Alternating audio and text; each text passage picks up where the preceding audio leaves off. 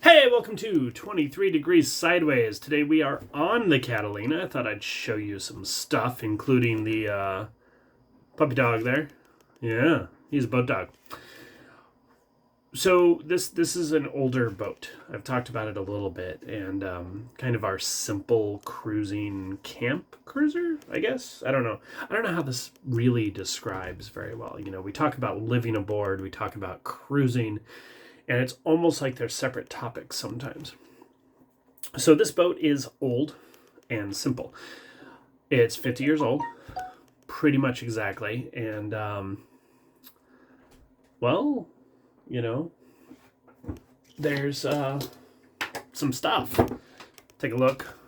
There's there's the cockpit, and of course the dog in the cockpit.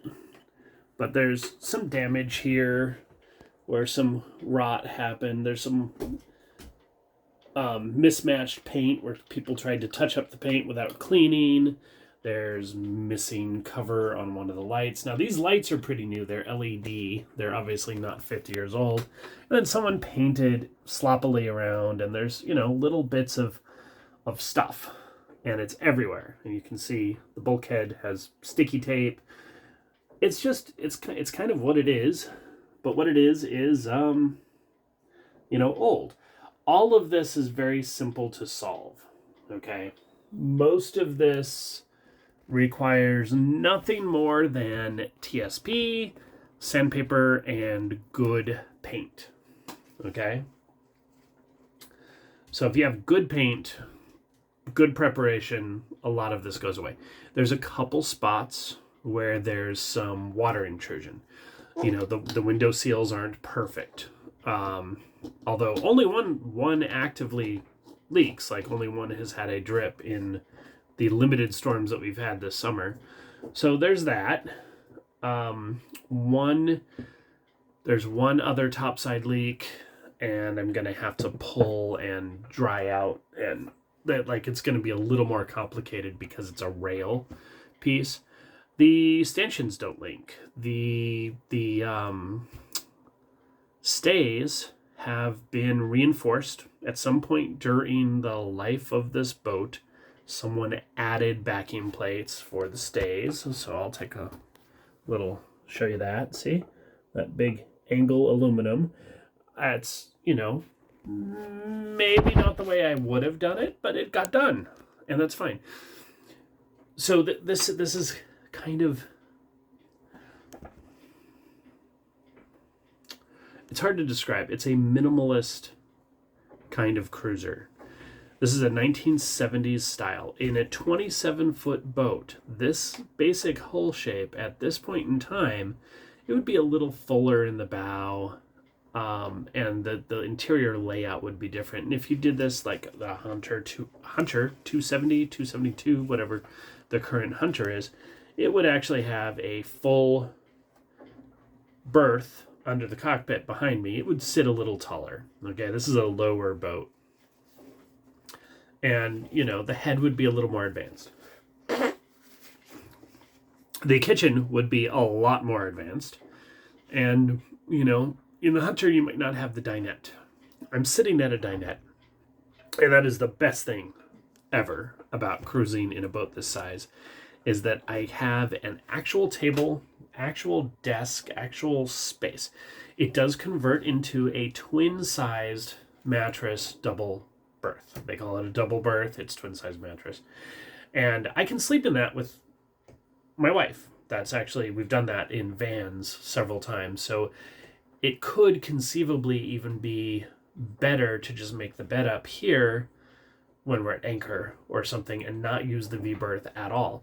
We haven't decided that yet. There's the airflow and the light and everything that goes with that. And if you don't have the V-berth running as a V-berth, you can do a lot of things with it. It's a lot of usable storage space that's very accessible. You can make the anchor locker bigger. There's a lot you can do. This does have quarter berths. That's not listed as an option for this era of Catalina, but whatever. We've got two long quarter berths and an outboard well that's sealed off, and so it actually works really well. What this means is that we have a ton of space in the boat and no storage. And what I mean by that is we've got like a little shelf here, and we have the empty quarter berth on this side with buckets, and we have the empty engine bay, which is hollow. There's no fittings, there's no nothing, there's a door. And we have a couple storage lockers under seats and stuff, and then we have this very minimal kind of galley, and most of those drawers do not open. Everything on the forward end is blocked by the sink or the ice box. You have 2 drawers under the stove, and I think the stove is not original. I'm pretty sure someone added a propane camp stove in where the alcohol stove used to sit. I don't care all that much. Alcohol or propane or what. I don't like propane plumbing inside a boat because there's the potential risk of heavier than air gas going into the bilge. The bilge on this thing is so small, you can't get any gas to collect in there. It's really tiny. There's not much bilge. But, alcohol stoves are fine with me. Not pressurized, just regular, the landmines. We use one in the other boat, and it works just fine. The only problem, I would say, is that it's a little tweaky to get started because we keep the rubber mats over the burners to prevent evaporation, so you have to lift the whole grate and move the rubber covers off and then light the burners, and that just takes a minute. It's not quite an easy on easy off. Propane is a lot easier that way. So whichever, theoretically there's a propane stove in here. We haven't actually got it hooked up. It's not original, and it's a little weird, so sketchy. We have no plumbing. There's a sink. There's no pump. There's no faucet. There's no water tank. Not a problem. None of that is a problem. Water is for drinking. Water for washing, brushing your teeth, and everything. You can dump it out over the side with a bucket. So, I don't know. I don't even know if we really need the sink itself. We're probably going to have a sink. And it's probably going to be plumbed to at least a gray water tank with a sump pump and everything, because at some point we do need to sell this to some other minimalist cruiser, and just having a sink is better than not having a sink. Plus, it's already there, so I don't have to buy it. I just have to figure out a faucet. The galley section, the little cabinetry thing, could be replaced. We could just pull it out and build a new one. We could do anything we want with it. The icebox is, at this point in history, the icebox is kind of functionally useless. Either it needs to be a top opening fridge that's built into the counter, and we have plenty of room right here to put in, a fridge. One of the C-Cop compressor cooler fridges. So the alternative is that the ice chest that's built in needs to just get cut out and go, and then you have more drawer and cabinet and shelf space. There's no access to the storage space that should be behind the stove. So, a lid, a cabinet there. There's a lot of storage that could be added. This is a very roomy boat with a lot of void spaces, but they're not being used as storage. There's no storage, but there's a lot of space for storage. That's kind of, under these seats in the dinette, there's a ton of storage, but you have to be able to get at it. And, there's no drawers. It's just straight down lockers. We could put drawers in. That would be pretty handy.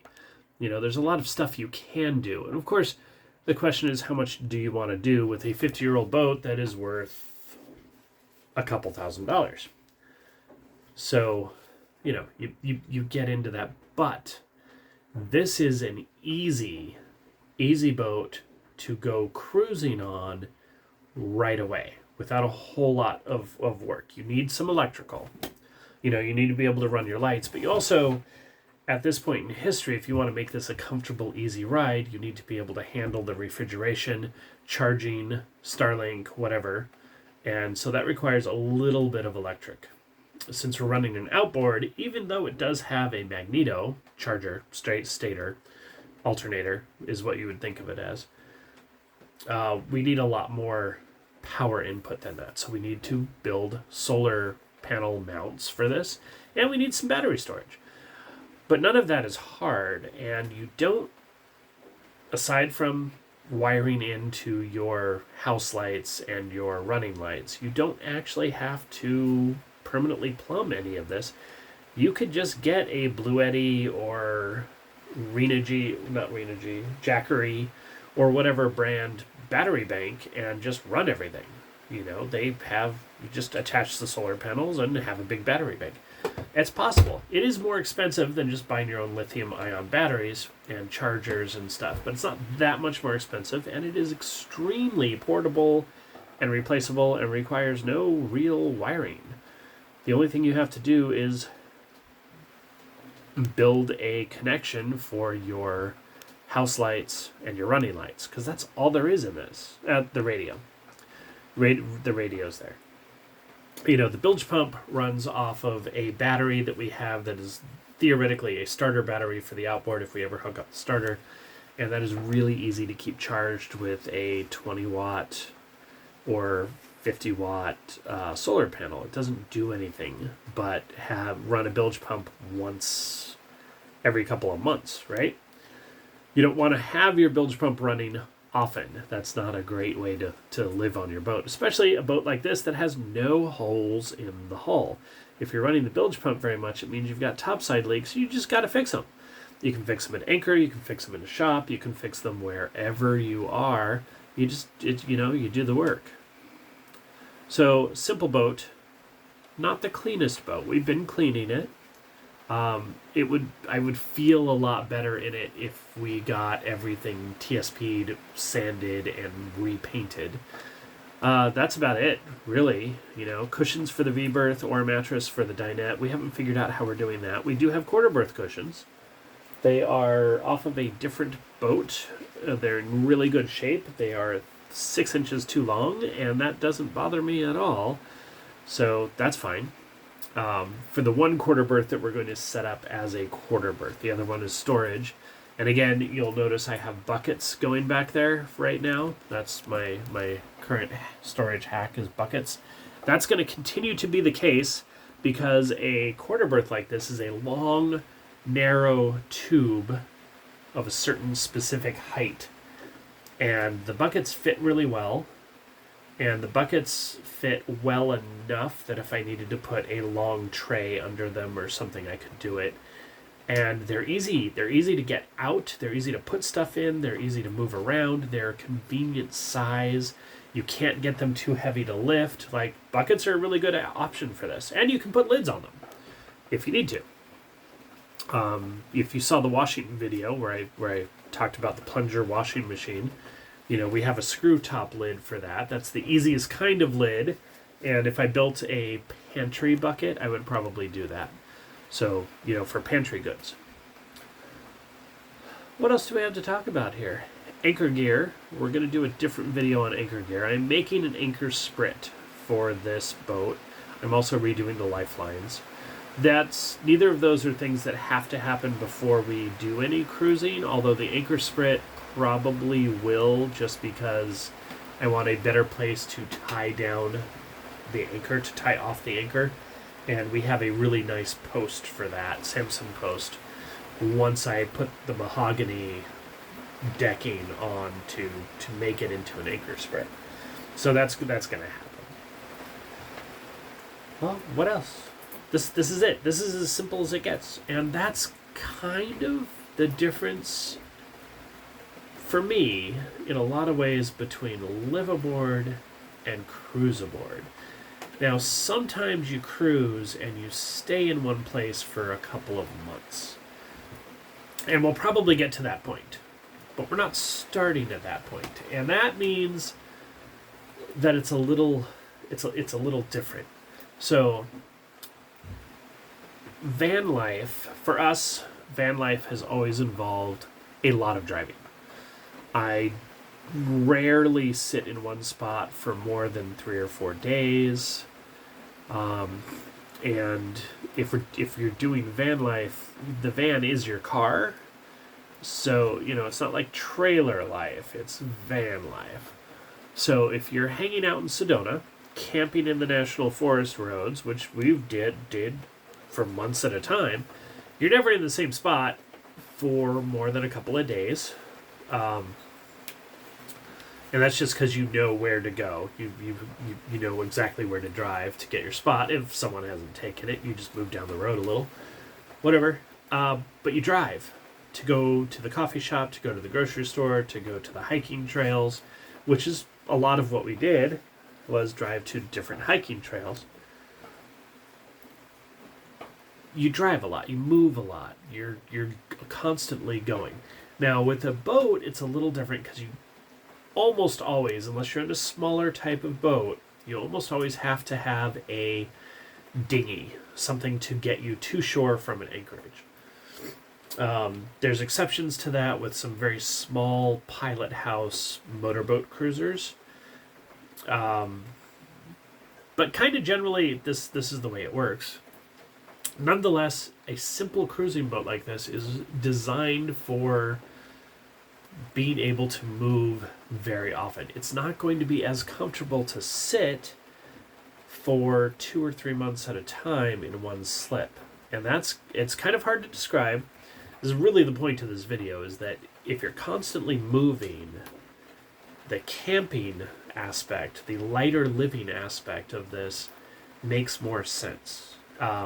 Feels more comfortable, is less restrictive or confining. You always have a new environment. You always have stuff to do. You always have a reason to be out there in the cockpit behind me instead of in the cabin under the water.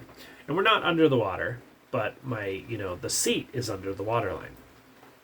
This is actually one of the weird things about sailboats versus pilot house trawlers. There are some 24 foot, that's really small, pilot house trawlers, outboard powered trawlers, that I would feel very comfortable cruising for a year straight on, But they are up above the water. The pilot house with the galley and the steering and the dinette is all right above the water, and you walk out. You don't climb out. You walk out onto your little tiny back deck, which has enough room for 2 lawn chairs.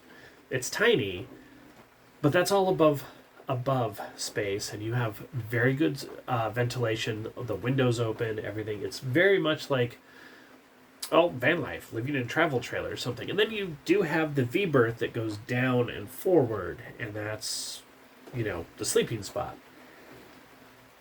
It's a little bit different with a sailboat, and you tend to climb down into this hole a little more often. And that's just it's a very different thing. One of the nice things about the Catalina, in fact, is that you are up fairly high at the dinette. You can look out the port lights, the windows, and there's a deck, and there's water down there, and you're not really far down. If you sit in the tartan, which is over there, if you sit in the tartan and you are at a table or something, the port lights are above your head.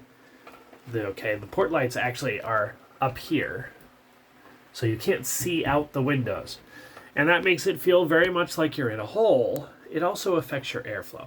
Now, these do not open. These port lights are non-opening. They're funny design. They're kind of weird trapezoids and stuff.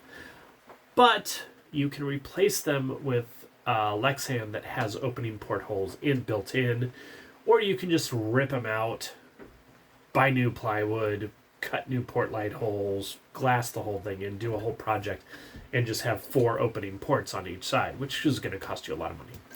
I would go with the Lexan. We probably are going to go with the Lexan, and then have some little opening ports in. We might even do Wiley ports, which are something you can make by hand, but also because they tilt in